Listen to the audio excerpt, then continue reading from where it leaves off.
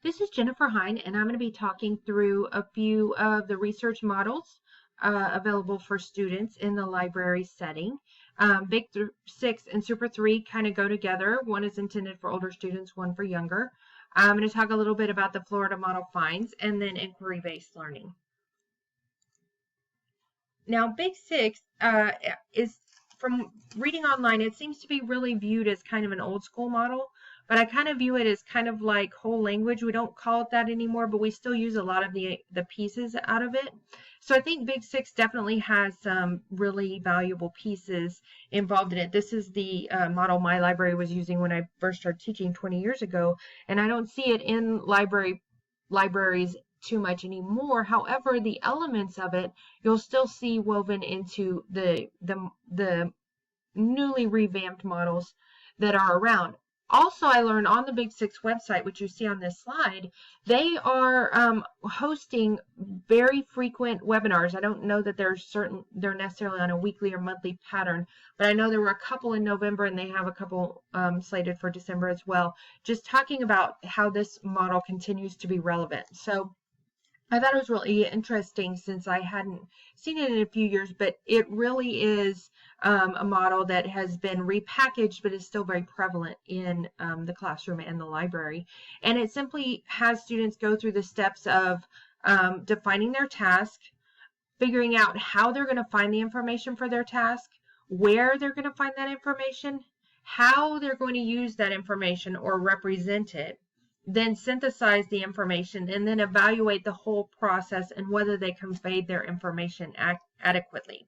So those steps you'll see in these other models that may be considered newer, but are simply maybe an updating or repackaging of these same steps. Now, one thing you'll notice as I was researching this particular topic is that the Big 6 steps seem to be always stated in statements as far as define the problem, identify the information.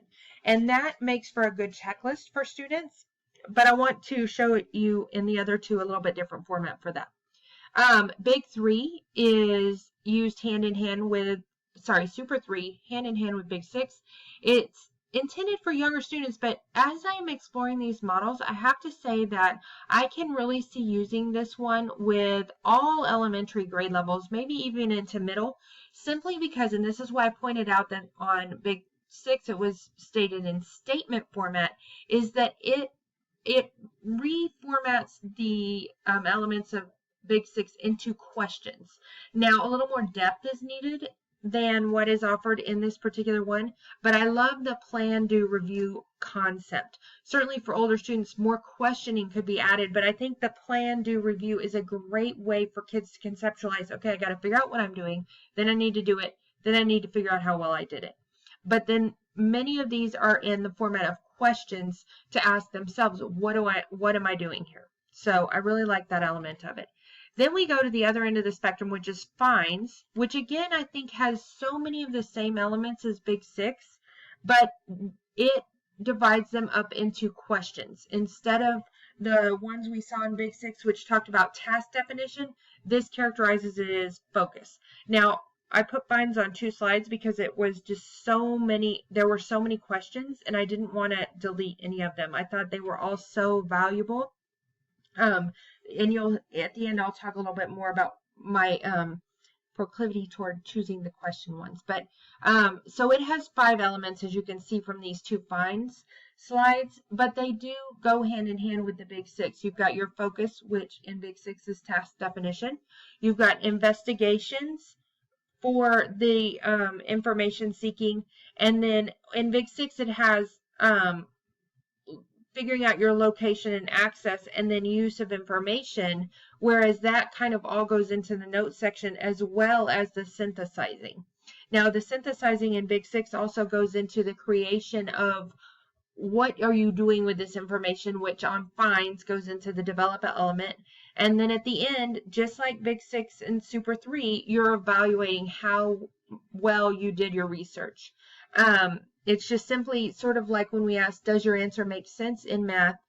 I love that each of these has an element where they're looking back and saying, did I get what I was looking for out of this? Now, I do want to spend a minute. As you can see from these slides, there are quite a few questions here but I want to talk just about a few of them because I like the format of questioning as a way for kids to organize. However, as you can see, the FINDS model has a ton of questions. So as a librarian, I can see really using this model and then picking out maybe 1 or 2 questions for each step. So that would give the student 5 steps: focus, investigate, note, develop, and score, and then a question or 2 under those to know what they're looking for.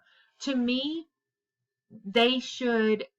research is going to be most effective if they all start with this question right here: what are my questions and or thesis sentence?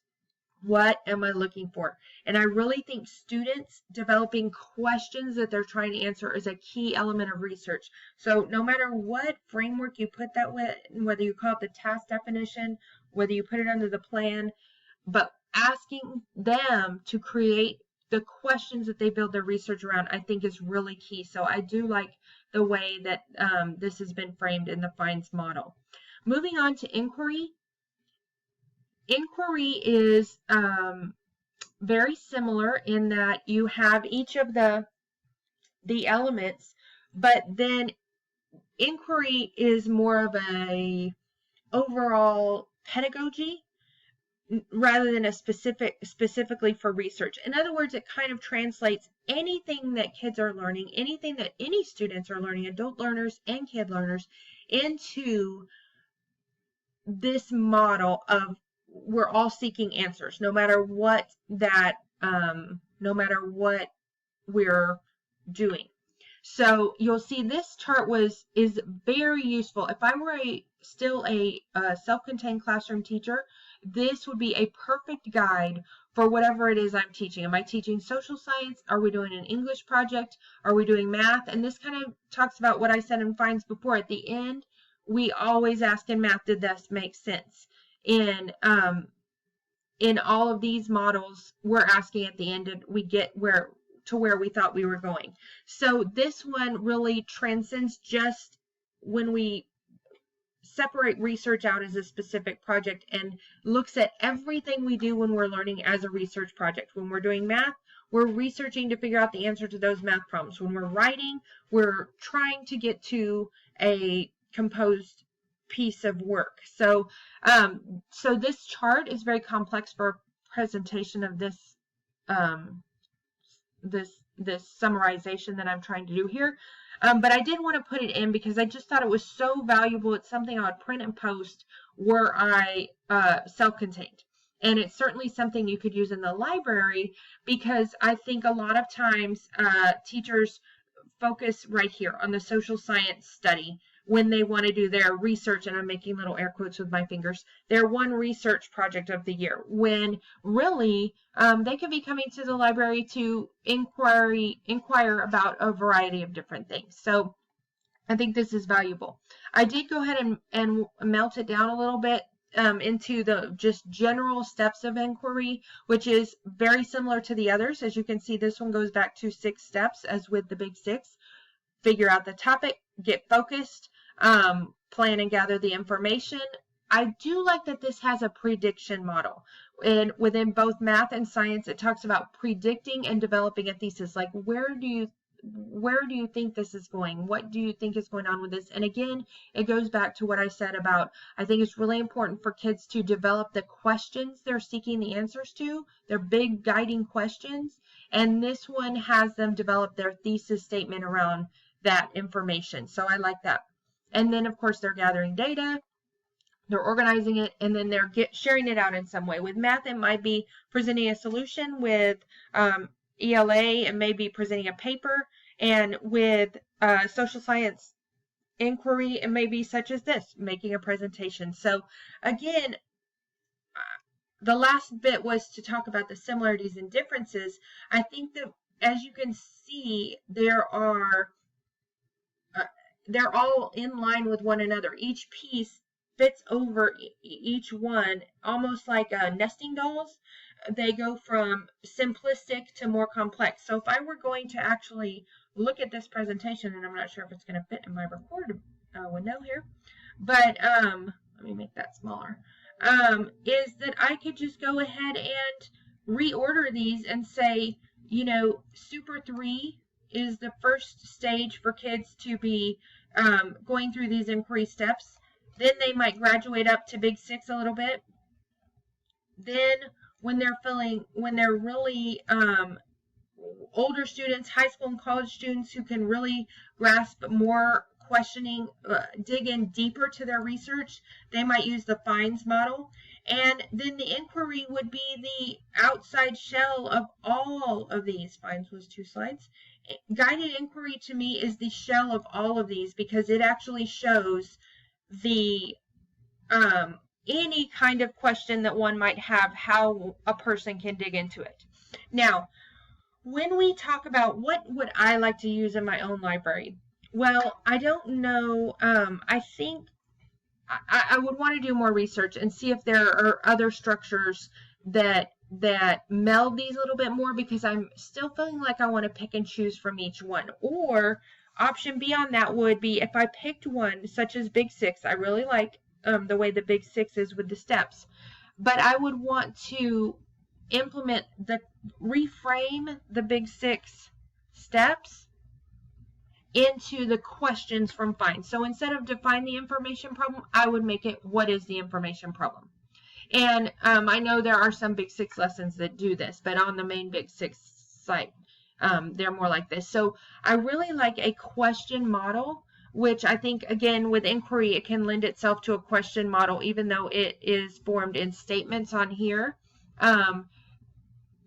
Again, what is the question? And just turning these statements into questions, I think, would be the most important element. But the reason I was saying before that I really want to research and see which, if there are other models that meld them, is because, if I'm honest, as a librarian, as a person who the kids don't see that often, I want to have some sort of catchy model. I don't want it to be, well, here's our guided inquiry chart, and if you're doing this, do that.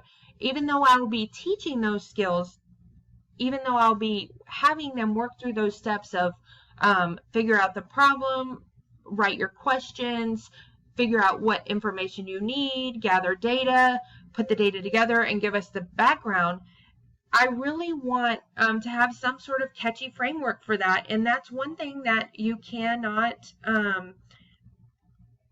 say that Big Six and Super 3 isn't winning on, because if you look at their site, they have so many great materials to have. And if I'm honest, I think I would want to go with Plan, Do, Review. And even though it's very watered down, I certainly could use the FINDS questions and the inquiry stems to bolster it for older students. But I just love how catchy and simple Plan, Do, Review is. And I think it could really stick with kids. And then as they're matriculating up through your program, if they're with you K through 4, K through 5, K through 6, depending on the program, then they can add depth to Plan, Do, Review as they move forward. But it gives them something to always hang their hat on and something to always go back to. So if I'm honest, I want to meld them all. I want to use the best questions from each piece, but I want it to have a catchy name. So those are my big criteria when I'm implementing a program in my library.